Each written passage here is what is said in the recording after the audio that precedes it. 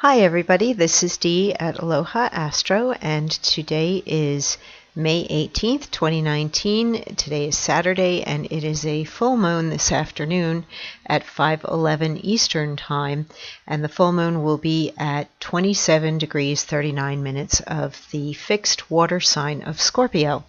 So let's take a look at what I have written for the forecast for today. Full moon in Scorpio, Saturday, May 18th, creates powerful astrological alchemy as the moon forms a kite aspect pattern leading a grand trine early in the day. See, I dropped an A there, huh?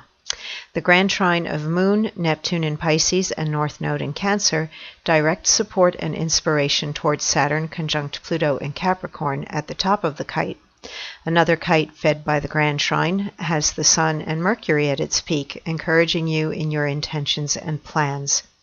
These aspect patterns give way to a mystic rectangle dominating the afternoon, which contains the tension of Moon opposing Sun and Mercury in Taurus and North Node opposing the Capricorn planets through trines and sextiles connecting those same water and earth planets in a rectangular pattern, and directs it toward productive and fruitful results as you stand strong in your truth. I always see a mystic rectangle as the applied positive ingenuity to make lemonade out of lemons, rather than bemoaning the bitterness of the lemons. A mentally uplifting yod pattern involving Sun, Mercury, North Node, and Jupiter in Sagittarius gives you the fortitude and optimism to do what is right and best for you, and is a harbinger of the enthusiastic spark the moon entering Sagittarius later this evening will ignite. Mars in Cancer, sextile to Venus, and Uranus conjunct in Taurus tells you to take the actions that will make you happier and give you a more abundant life. Don't wait on others to do what you can do for yourself, but do support those who show personal initiative. The Scorpio moon highlights the merging of boundaries and sharing of assets, so examine the nature and integrity of your intimate and financial relationships for anything that needs to be addressed seriously before moving toward the hopeful future hinted at by the moon entering Sagittarius. So, sorry that my voice is kind of not here, but it's pollen season and I've been outdoors a lot, so that's contributing to it. So the image that I found, it was really fascinating to me that I went off searching, and the first word that popped into my head was alchemy. So I went doing an image search with that word alchemy, and I hit upon this image, and it is one of the illustration plates for a book called The Hermetic Triumph, or The Victorious Philosophical Stone.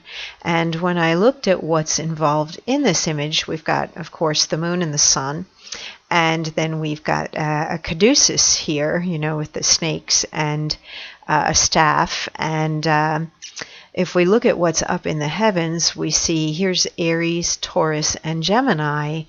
And opposing Taurus, we would find Scorpio, what's hidden underneath. And we find this underground energy below. It is being fed by two streams. And when I looked further as to the meaning of this, there are several different sites where you can find out more about this illustration and the book. But the Hermetic Triumph and the explanation of it's extremely complex but very interesting, and I just thought I'd point you in this direction if you want to discover more about it.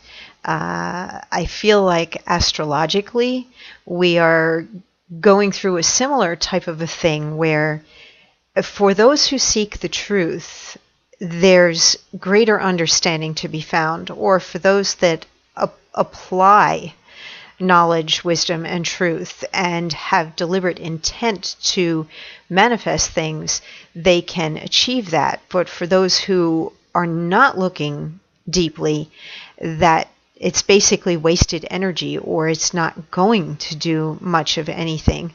And if you read the first paragraph here, it ought not to be expected to find here a particular explication such as should undraw the curtains which are spread over the philosophic enigma, for to show the truth quite naked, for if that were done, there would remain nothing more to be done but to burn all the writings of the philosophers. The wise would not have any more advantage over the ignorant. The one and the other would be equally skilled in this wonderful art. What that says to me is that there's merit or value in the seeking of the higher wisdom or knowledge, and if it were to be anything less than an enigma, and if all were to be known and to be seen, it wouldn't have its power or merit. Basically, there's nothing left. So I don't know how to really put that into words, but on the astrological level, I think the day offers up something very similar. And I'm going to, before I get into the aspect patterns today, I'm going to read the Sabian symbol. And I always look at the Sabian symbol last, but today I'm doing it before I'm looking at what else is going on. And I find a really deep connection between the image that I was guided to find and what this talks about here in the Sabian symbol. The king of the fairies approaching his domain. The capacity in man to recognize and to pay homage to an integrating principle at the core of all existence. This rather peculiar picture tells us perhaps a good deal about the limitations of the mind of the clairvoyant who saw it, though it can be related to the symbolism of the various creatures of a spirit world mentioned in some alchemical and Rosicrucian books. What seems to be implied is that beyond both outer nature and the realm of the proud ego, a spiritual world exists to which the intuitive consciousness of man can pay allegiance. In that world, all manifested entities are seen as multiple aspects of a central power and consciousness. It is such a central principle of unity that human societies have sought to revere symbolically in human, all too human kings. In an individual sense, this principle is the self.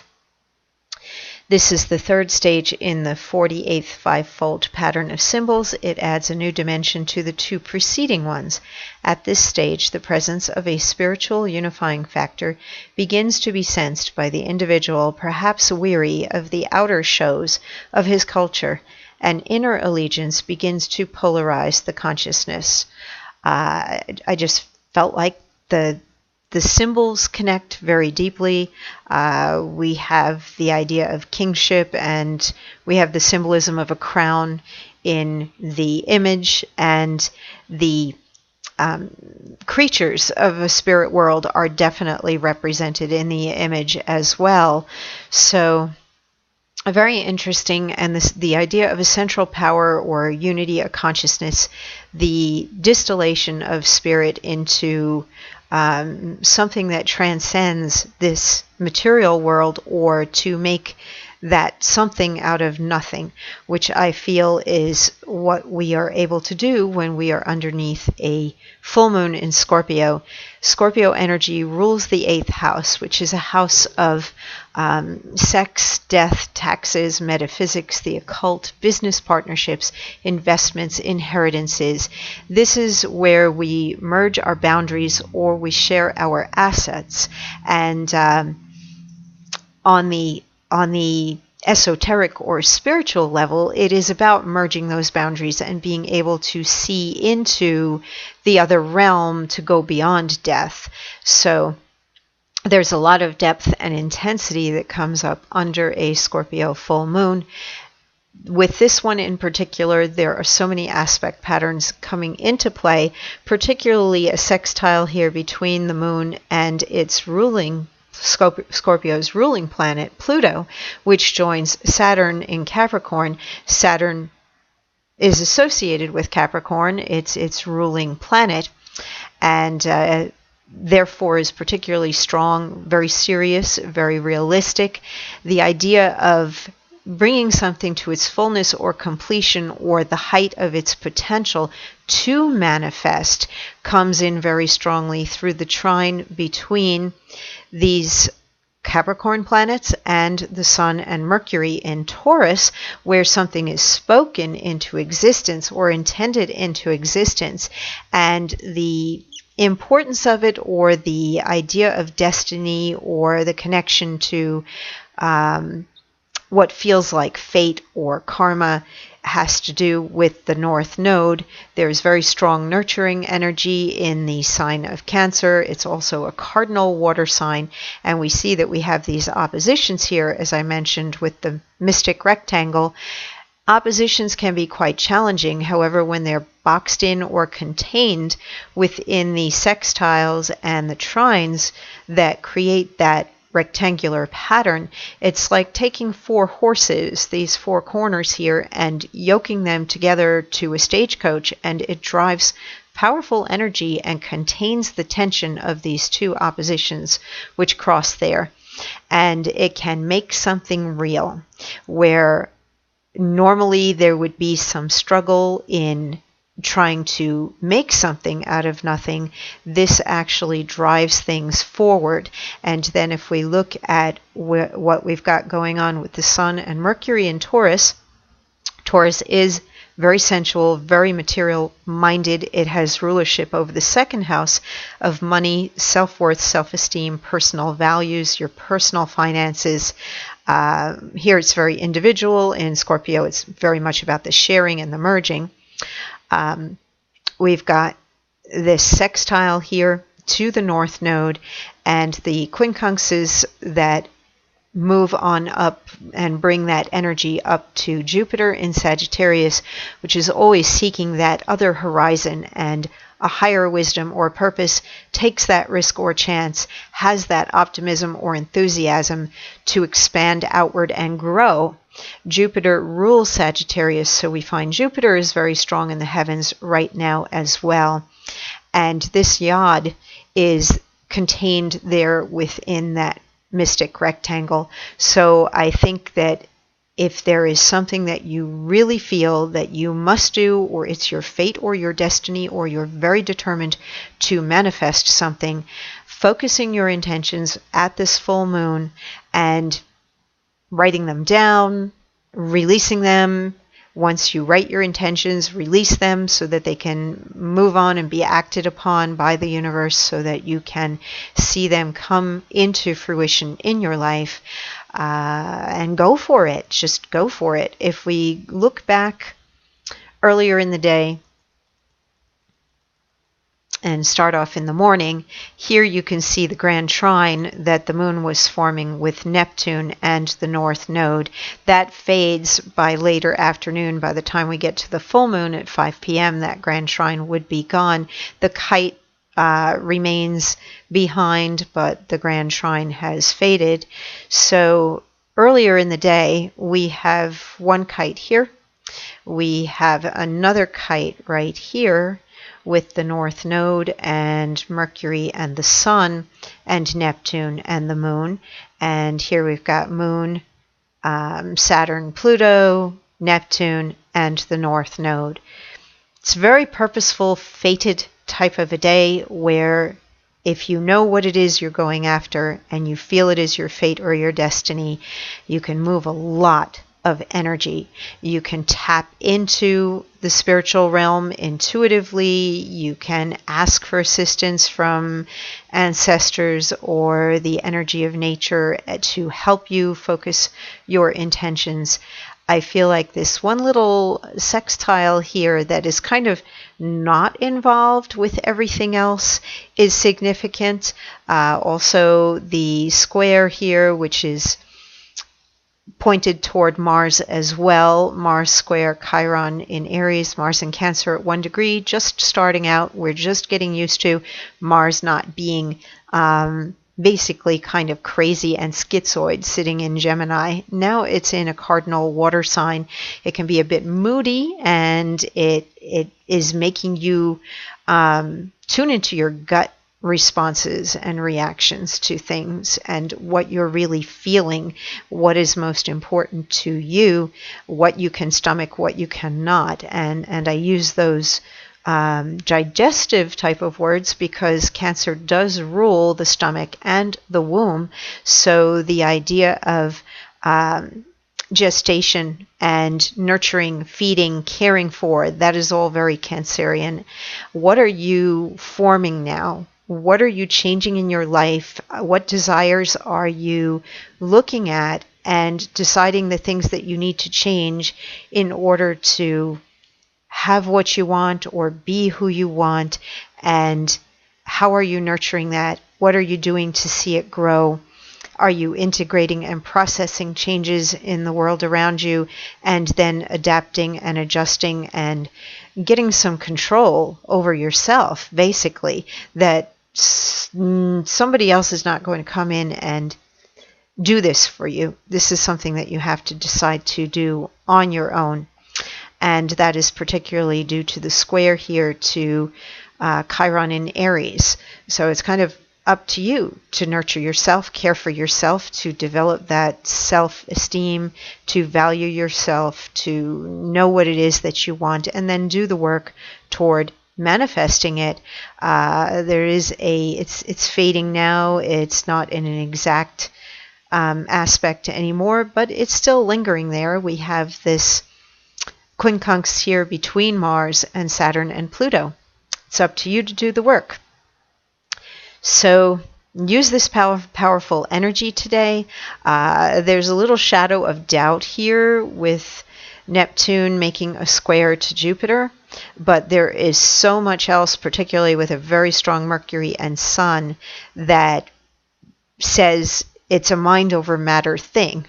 The main thing is to clarify the feelings and the intentions and see where your dowsing rod of your feelings is being drawn to. And if it's something that's buried deep within you, the full moon can help you to see that and acknowledge it, and then know what it is that you need to either purge and eliminate, which is something very Scorpio.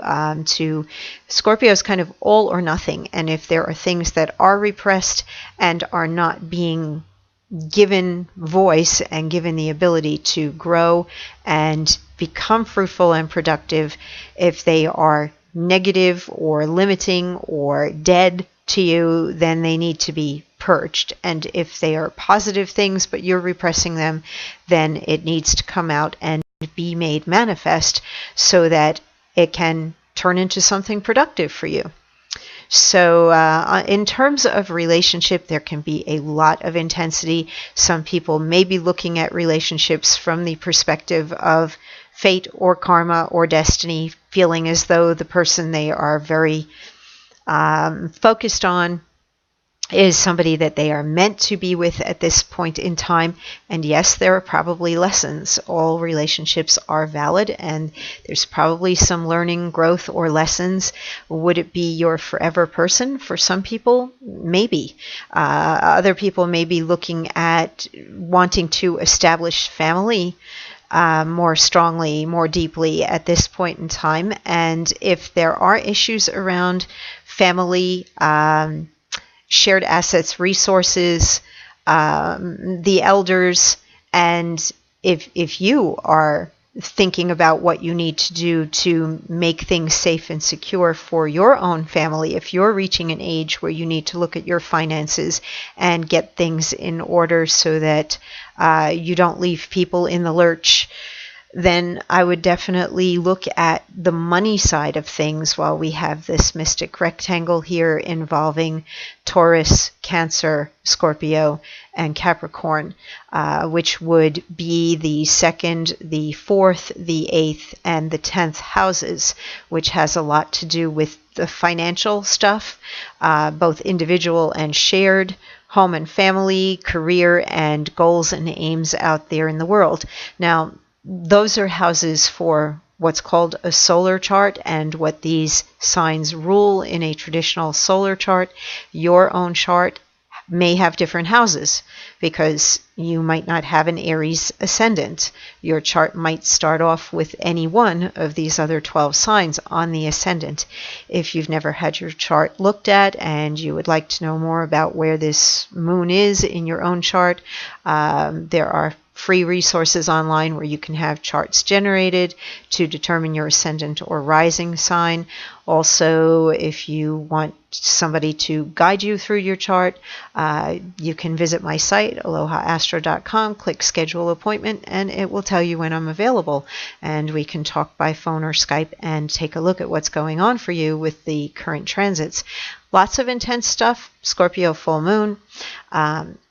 Very beautiful energy, though, for manifesting the highest and best and being able to heal, purge, heal, release, or to be able to create new things depending on where you are at right now and what you wish to achieve in your life.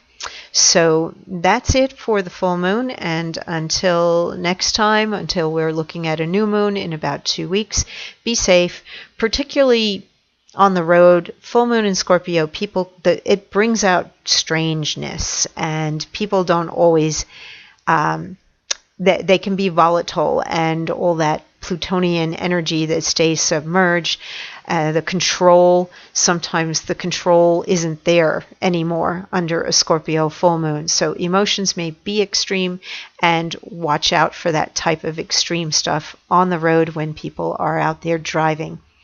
Everybody have a good evening, and I will talk to you soon.